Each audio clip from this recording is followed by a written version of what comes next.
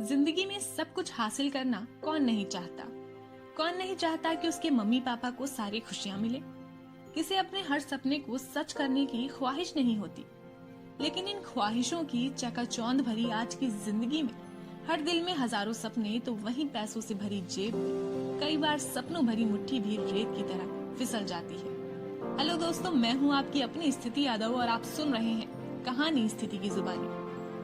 रोहन अपनी आंखों में ख्वाब सजाए खाली जेब टटोलते हुए अपने गुरुजी के पास गया और अपना मनोहाल बताकर गुरुजी से पैसे पाने के लिए रास्ता दिखाने की विनती करने लगा। गुरुजी ने रोहन से अपने साथ चलने को कहा और उसे एक ऐसी जगह ले गए जहां ढेर सारे कंकड़ पड़े थे। गुरुजी ने रोहन से कहा, इतने सारे कंकड़ में से कोई एक ऐसी कंकड़ है जो हर मेटल को सोने में बदल सकती है। वो कंकड़ जिस पर रखोगे वो सोने का हो जाएगा और उस कंकड़ की पहचान होगी उसके तापमान से। ये सभी कंकड़ छूकर महसूस करोगे तो ठंडे लगेंगे, लेकिन सोने में बदल देने वाली वो कंकड़ गर्म महसूस होगी। फिर तुम अपनी जिंदगी में जितना चाहो पैसा कमा सकते हो। ये सुनकर तो रोहन की खुशी का तो ठिकाना ही नहीं। रोहन ने सोचा कि ये तो कुछ महीनों की ही बात है, मुझे रोज के केवल खुशी घंटे इसमें देने हैं। तो रोहन फटाफट इसमें लग गया।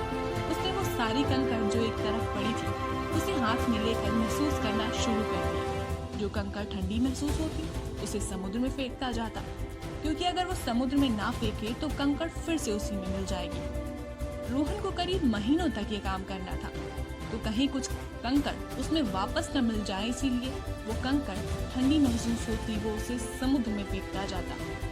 एक दिन निकला, 5 से 6 घंटे दिए, उसमें से सभी कंकड़ ठंडी महसूस हुई। दूसरा दिन निकला, तीसरा दिन, एक सप्ताह, एक महीना बीत गया और ऐसे करते करते 2 से 3 और करीब 4 महीने बीत गए, लेकिन अब तक रोहन को वो गर्म कंकड़ नहीं मिली। सभी कंकड़ ठंडी महसूस हो रही थी। अब रोहन की स्पीड बन चुकी थी, लेकिन एक चीज थी जो वो भूल रहा था। रोहन को विश्वास जरूर था कि वो कंकड़ जरूर मिलेगी, लेकिन धीरे धीरे कंकड़ को परखना वो कम करता जा रहा था। तो अब रोहन उतना बारीकी से नहीं परख रहा था जितना कि वो शुरू के 3 कंकड़ को परख रहा था। अब रोहन के दिमाग को एक ऐसी हैबिट हो गई थी कि अब वो फटाफट से कंकड़ को हाथ में लेता और समुद्र में फेंकता जाता।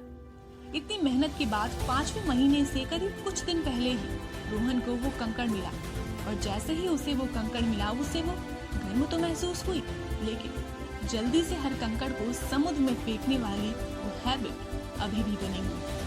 रोहन ने उसे भी फेंक दी और फेंकने के जस्ट 2 सेकंड बाद ही उसने अपने हाथों की उंगलियां सहलाई। इसके बाद रोहन को एहसास हुआ कि मुझे पता होते हुए भी मैंने वो कंकड़ छोड़ दिया। इसी तरह हम अक्सर अपनी जिंदगी में हर दिन को हल्के में लेने की आदत डाल देते हैं।